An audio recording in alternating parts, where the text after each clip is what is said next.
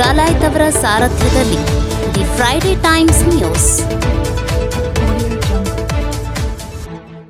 ಈ ಬಾರಿ ಗದಗ ಮತಕ್ಷೇತ್ರಕ್ಕೆ ಅತ್ಯಧಿಕ ಮತಗಳು ಬಿಜೆಪಿಗೆ ಬರಲಿವೆ. ಬಸವರಾಜ ಬೊಮ್ಮಾಯಿ.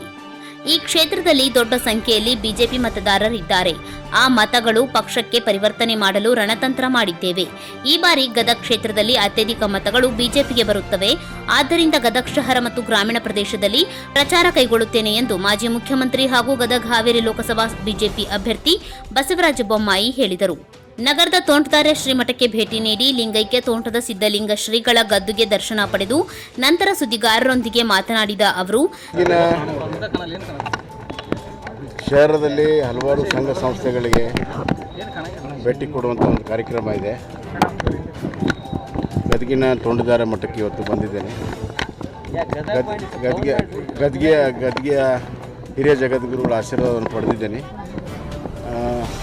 ಈಗಿನ ಗುರುಗಳು ಅಲ್ಲಿ ಗುರ್ಲಿಂಗ್ ಕಾಪ್ಸೆ ಅವರು ಇರೋದ್ರಿಂದ ಅಲ್ಲಿ ಹಾಡಕ್ಕೆ ಹೋಗಿದ್ದಾರೆ. ಆಮೇಲೆ ಸಾಯಂಕಾಲ ಅಥವಾ ನಾನು ತದನಂತರ ಭೇಟಿ ಆಗ್ತಾಯಿದ್ದೀನಿ, ಆಶೀರ್ವಾದವನ್ನು ಪಡ್ಕೊಳ್ತೀನಿ. ಗದಗ ಕ್ಷೇತ್ರ ಭಾಳ ದೊಡ್ಡ ಪ್ರಮಾಣದ ಭಾರತೀಯ ಜನತಾ ಪಕ್ಷದ ಮತದಾರರಿದ್ದಾರೆ. ಆ ಮತಗಳನ್ನು ನಮ್ಮ ಪಕ್ಷಕ್ಕೆ ಪರಿವರ್ತನೆ ಮಾಡುವಂಥದ್ದಕ್ಕೆ ಎಲ್ಲ ರಣತಂತ್ರವನ್ನು ನಾವು ಮಾಡಿದ್ದೇವೆ. ನಮಗೆ ವಿಶ್ವಾಸ ಇದೆ, ಈ ಬಾರಿ ಗದಗ ಮತಕ್ಷೇತ್ರದಲ್ಲಿ ಅತ್ಯಧಿಕ ಮತಗಳು ಬಿಜೆಪಿಗೆ ಬರ್ತದಂಥ ವಿಶ್ವಾಸ ನನಗಿದೆ. ನಾನು ಶಹರ ಮತ್ತು ಗ್ರಾಮೀಣ ಪ್ರದೇಶ ಎಲ್ಲ ಗ್ರಾಮ ಪಂಚಾಯತಿಗಳಿಗೆ ಮತ್ತು ಶಹರದ ಎಲ್ಲ ಭಾಗಗಳಿಗೆ ನಾನು ಪ್ರಚಾರವನ್ನು ಕೈಗೊಳ್ತೇನೆ. ಇಲ್ಲ, ಅನಿಲ್ ಮೆಣಸಿನ್ಕಾಯಿ ಅವ್ರಿಗೆ ಮಾತಾಡಿದ್ದೀನಿ. ಅವರು 2ನೇ ತಾರೀಕು ನಂತರ ಬರ್ತೀನಿ ಅಂತ ಹೇಳಿದ್ದಾರೆ. ನಮ್ಮ ಬೆಂಗಳೂರು ಮನೆಗೆ ಬಂದು 2 ತಾಸು ಕೂತ್ಕೊಂಡು ಅವ್ರು ಯಾರ್ಯಾರು ಹೇಳಬೇಕಲ್ಲ ಹೇಳಿದ್ದಾರೆ. ನಮ್ಮ ಜೊತೆಗಿದ್ದಾರೆ ಅನಿಲ್ ಮೆಣಸಿನ್ಕಾಯಿ. ಪಂಚಮಸಾಲಿ ಬಂಡಾಯದ್ದು ಎಲ್ಲ ಕ್ಷೇತ್ರಗಳಲ್ಲೂ ಕೂಡ ನಾವು ಕ್ಯಾಂಡಿಡೇಟ್ ಆಗ್ತೀವಿ. ಇಲ್ಲ ನನ್ನ ಕ್ಷೇತ್ರ ಅಂತಲ್ಲ, ಅವ್ರಿಗೆ ನೋವಿದೆ. ವರಿಷ್ಠರಿಗೆ ಅವ್ರ ಹತ್ರ ಮಾತಾಡೋದು ವಿಶ್ವಾಸ ಇದೆ, ಸಮಯ ಇದೆ. ಅದೆಲ್ಲ ಹಳೆ ಕಥೆ, ಏನು ಎಲ್ಲ ಗೊತ್ತಿರುವಂಥ ವಿಚಾರ. ನಾನು ಕೂಡ ಅವ್ರಿಗೆ ಕೊಟ್ಟರೆ ನಂದೇನು ಅಭ್ಯಂತರ ಇಲ್ಲ ಅಂತ ನಾನು ಹೇಳಿದ್ದೆ. ಪಕ್ಷ ತೀರ್ಮಾನ ಆಗಿದೆ. ಈಗ ತೀರ್ಮಾನ ಆದಮೇಲೆ ಈಗ ನಮ್ಮ ಮುಂದೆ ಹೊರಟಿದ್ದೀವಿ. ನೋಡೋಣ.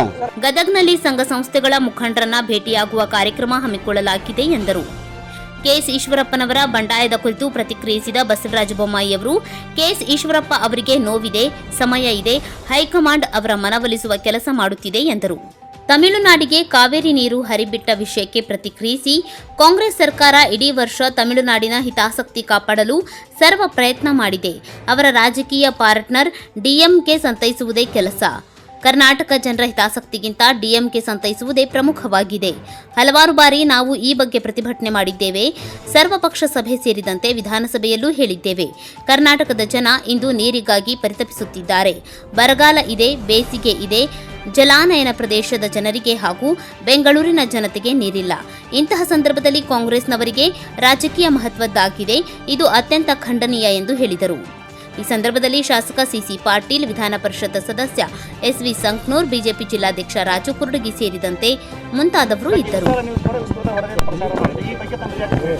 ನೋಡಿ, ಈ ಇಡೀ ವರ್ಷ ತಮಿಳುನಾಡಿನ ಹಿತಾಸಕ್ತಿ ಕಾಪಾಡಲು ಕಾಂಗ್ರೆಸ್ಸು ಸರ್ವ ಪ್ರಯತ್ನ ಮಾಡಿದೆ. ಅವ್ರ ರಾಜಕೀಯ ಪಾರ್ಟ್ನರ್ ಡಿಎಂಕೆ ಅವರನ್ನು ಸಂತೈಸುವುದೇ ಅವರಿಗೆ ಕರ್ನಾಟಕದ ಜನರ ಹಿತಾಸಕ್ತಿಗಿಂತ ಡಿಎಂಕೆ ಸಂತೈಸುವುದೇ ಭಾಳ ಪ್ರಮುಖವಾಗಿರುವಂಥದ್ದು ಕಂಡು ಬಂದಿದೆ.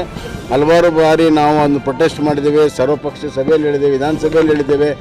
ಆದರೂ ಕೂಡ ಇವತ್ತು ಜನರು ನೀರಿಗೆ ಪರಿತಪಿಸ್ತಾ ಇದ್ದಾರೆ.